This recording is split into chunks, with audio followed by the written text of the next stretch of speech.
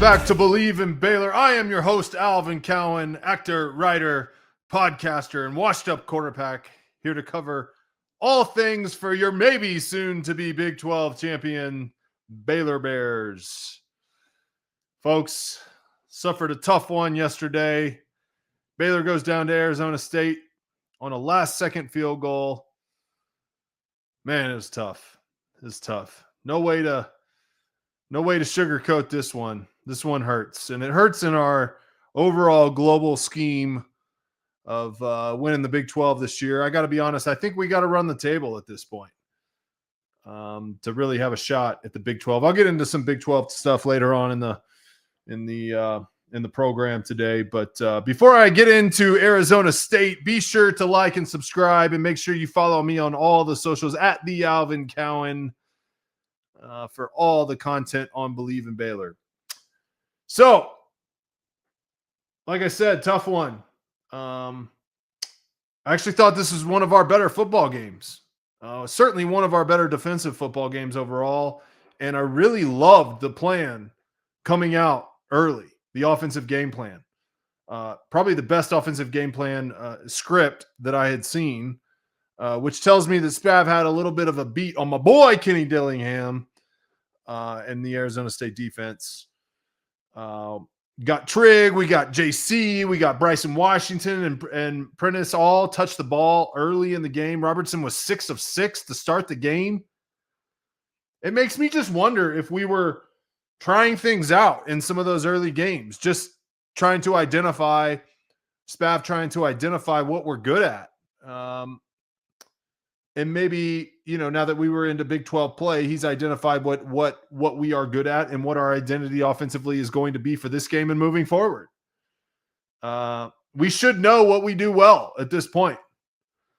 But all of those plays on those early drives were just exactly what you wanted to see, including 3rd and 3, converting with Knighton right down the pipe. Let's go. Been asking for that. On defense, being critical, I guess, we mostly contained one of the better Big 12 quarterbacks and arguably the best wide receiver in the Big 12 in Jordan Tyson.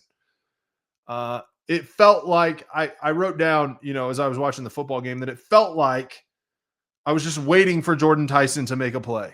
And he did catch a touchdown pass and, all the things, right? But for a guy that could really be a game wrecker, we really held him in check. I thought the plan defensively overall was pretty good. It was exactly what I thought it was going to be, which is we mostly doubled Tyson and spied Levitt. And Levitt made a few plays with his legs, but nothing that was a huge backbreaker. We made Arizona State drive the football to score points. And typically when, our offense is as good as it is, that's a winning formula for us. It just so happened that this was, one of the better Big 12 teams, I think. And special teams, that's another thing. My boy JC with the big punt return. And I just thought our special teams was head and shoulders above theirs. We made some plays on special teams and turned the tide of the game. And that has to continue. The one thing that I thought was unforced error, I guess, was the sideline violation. Really? Like, we're going to throw that flag in that moment in the game and give them 15 yards? I mean, I don't know. That's just game management stuff that to me shouldn't happen. Overall thought, I wrote down we're about 6 minutes until halftime, and I keep thinking, do either of these teams beat Tech or Utah from earlier today? And the truthful answer is I'm not sure. I'm not sure. Again, I'll get into the larger picture on the Big 12 in a little bit, but I just think really good things happen when we get my boy JC involved. I know that he, fumbled the ball twice, but that guy's a dude out there. He needs to have his touches. And I guarantee you he's going to go to work today, securing the football, and improve upon that. Those were major turnovers. But getting him and Trigg and Washington in the ball early has to be the plan moving forward. I wasn't sure whether we were going to be able to hold up on the defensive line, and they didn't really. Early in the game, I felt like they were able to run the ball downhill against us, but we really stiffened up. We really played our best. This was our best defensive game, hands down. At halftime, tie ball game, exactly what we thought it was going to be, a very even football game where a few plays are going to make the difference. And, unfortunately, we turned the ball over. Announcers said that JC had a rough night. Two fumbles is not a great night, but he's been a spark and will continue to be a spark. But I have to admit, it did seem like in the second half he had lost some confidence. We like I said, forced Arizona State to drive the football. And the problem is they can. They're good enough on offense to put 10, 12, 15 play drives together. Those require third down conversions. They require taking the check down and being patient at the quarterback position, which usually comes with experience, which again they have. So I thought that this game, that type of game where your defense is on the field for 10 or 12 plays favored Arizona State just by a hair. And yes, those are there's not many teams out there. There's certainly not many teams on the rest of our schedule that I think can put together drives the way that Arizona State did and score points on 10, 12 play drives, taking 3, 5, 7 yards a chunk, right? But it got us out of our rhythm. That to me was the difference, is that we are high volume plays, quick score, and we're used to kind of playing in those track meet ball games. And it's a weird dynamic because I want to praise the defense for what they did. They showed up, but it's just not the type of game that we're used to playing, which is a weird thing to say. It's like I almost wanted them to get 3 and out so we could get the ball back. But it was an odd game that way in terms of the strategy. And because Arizona State can run the football better than us, I thought it slightly favored them. I thought it was a huge stop in the third quarter on that fourth down play. Huge stop. And what a time for Sawyer to throw, I believe, his first interception of the season. Like, again, they won the turnover battle. We won the special teams battle. I thought it was a push on offense and defense, honestly. I hated, and I still think that Levitt is one of the better runners. He can put on a cape and be a magician back there in the backfield when he runs the football. The announcers were talking about it. And while that's true, I thought we did a better job containing quarterback run. It was clear to me that we had improved from Jackson Arnold in week 1. At the start of the fourth, we got to hold them to a field goal, a huge red zone defense to get the 3, not the 7. That's major improvement. To make them kick a field goal in a big moment in the game is a big improvement. Our defense has gotten better, bottom line. 13 minutes in the fourth quarter was a prime example of needing 2 first downs after they came down and kicked the field goal. 3rd and 4, and we run it up the gut after not being able to. We haven't been an up the gut run team all season, and we're running that play on 3rd and 4 in a critical moment in the game. What an awful 3rd down. And then 4th and 2, there we are. We get 2 yards, and it could be the game. And all credit to us. We get it. My boy Trigg, in a great progression by Sawyer, great pass pro, in a massive first down. It's rare in a football game that 1 first down matters that much, but that was the case. That one did. You get the defensive rest. We got the offensive confidence, field position, and now we're out to midfield. It was just a huge first down in that moment. 13, I forget. It was 12, 13 minutes in the fourth quarter. I didn't love the second 4th down call. We could get field position at that point and only need 3 points. Why go for it on 4th and 1? Just punt and get the 20 yards. But I was wrong. Bryson Washington breaks it all the way down to the goal line. And I can't believe we ran the ball downhill in that moment. It's the same play that we've been using on short yardage, tight end seal, power tight end seal. That is our short yardage go-to play. And if you don't believe that teams on the upcoming schedule are going to be scouting that, then so we got to develop a package off of that play, because at this point in the season we've run it in 3, maybe 4 times on 4th or 3rd and short, and we've got to have something off of that coming quick. How do we let up a bust on 3rd and forever? I mean, I can't explain how that bust happens.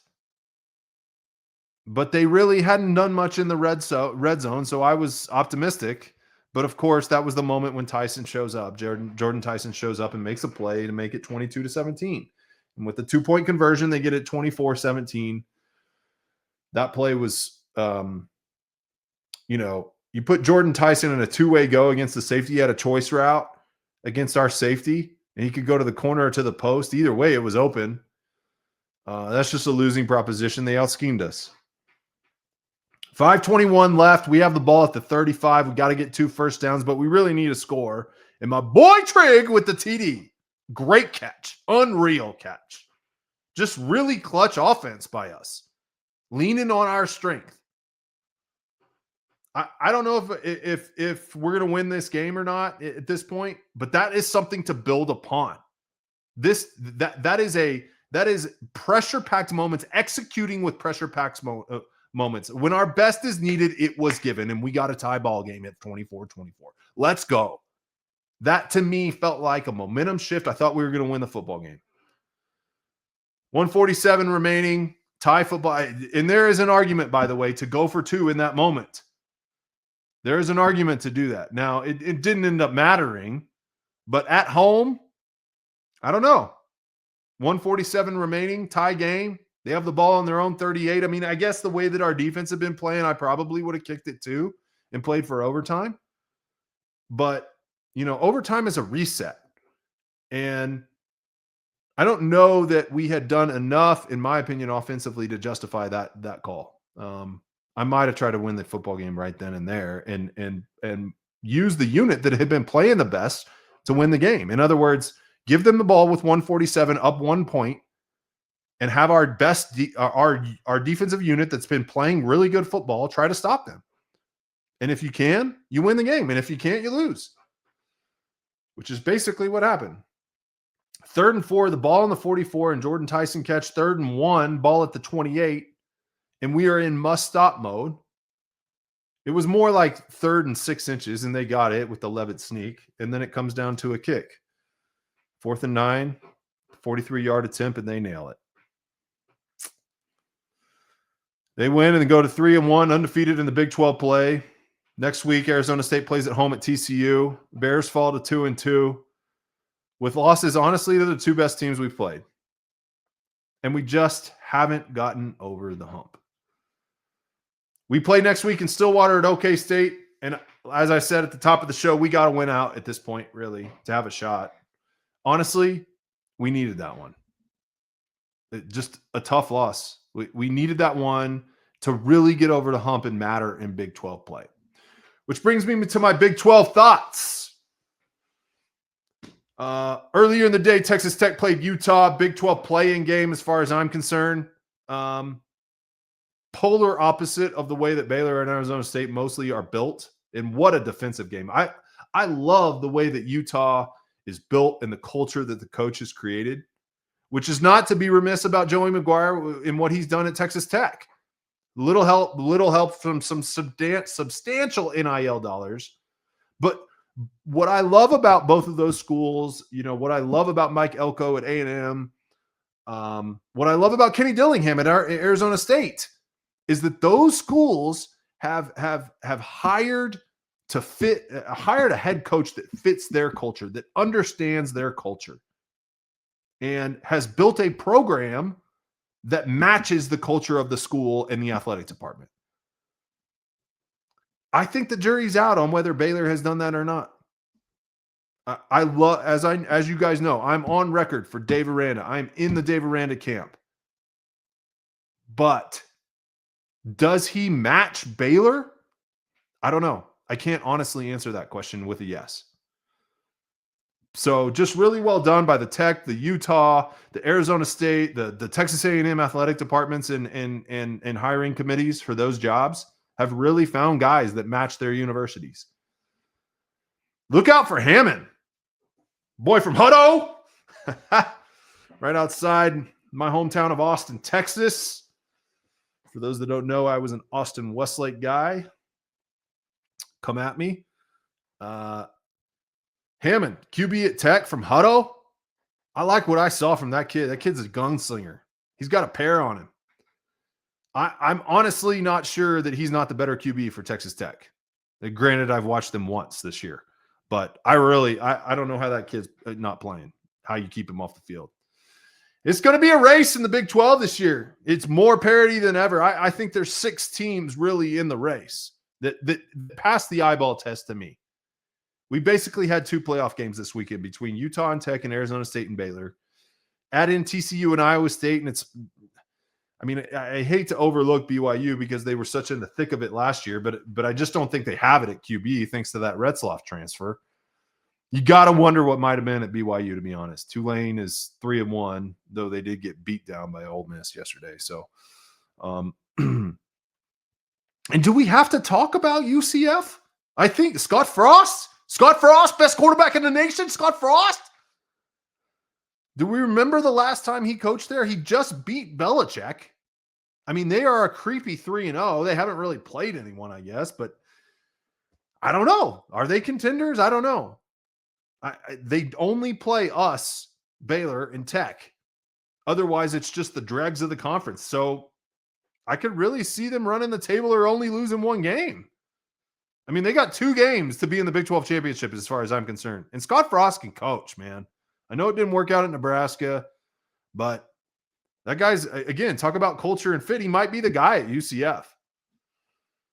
So I don't know. Like I said, we got some tough upcoming games. We got to beat TCU,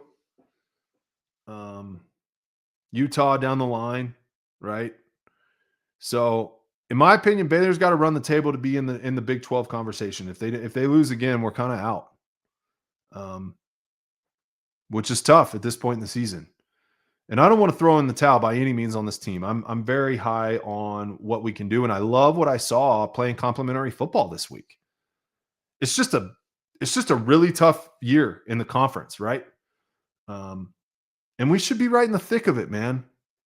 But we just didn't get over the hump yesterday, and that's disappointing. So those are my thoughts. Thank you for listening. Thank you for subscribing, liking our channels, seeing the content that we put out on all the socials at the Alvin Cowan. We'll be back this week with a preview of Oklahoma State. And as always, sick of Bears!